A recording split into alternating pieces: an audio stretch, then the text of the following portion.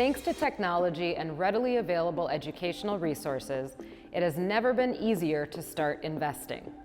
Here are 5 simple steps you can take to get started. First, determine your investing approach.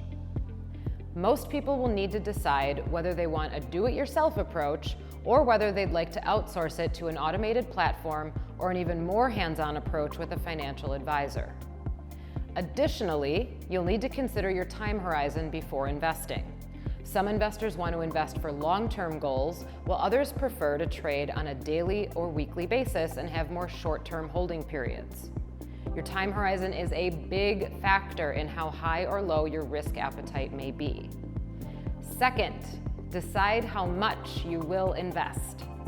How much you invest depends entirely on your budget and financial goals. Many financial experts recommend saving between 10 to 15% of your after-tax annual income, either in a savings account or long-term investment account. With that guideline in mind, you can decide to invest whatever amount is comfortable for you. The most important thing is to get started no matter the amount. Third, open an investment account. There are a variety of options available when it comes to investment accounts. You can use a traditional, full-service brokerage firm that will provide additional services beyond just buying and selling securities, such as investment advice, wealth management, and estate planning.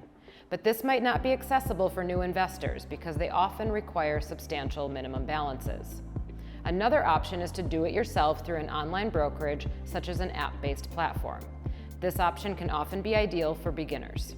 You can also look into an automated approach through a robo-advisor offering, where you answer a questionnaire on your risk appetite and goals and are placed into an appropriate investment model based on your responses. Make sure to research and compare costs and features between each account option.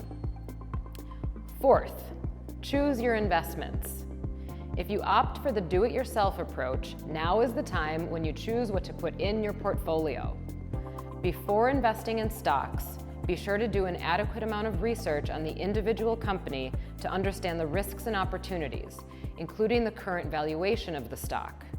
One of the most common metrics used to evaluate a stock's value is its price to earnings, or PE ratio. This can be compared to other stocks in the same industry, the stock's own historical value, or other stocks in your portfolio. And fifth, continue building your portfolio. After you've decided what stocks to invest in, you want to continue building a portfolio that will help you meet your financial goals. As you add or remove securities, keep diversification principles in mind and be sure to limit concentrated exposures. Spreading your allocations among different sectors and stocks can help make the portfolio more durable through market cycles. Setting up a recurring investment can also help make this a part of your regular financial routine.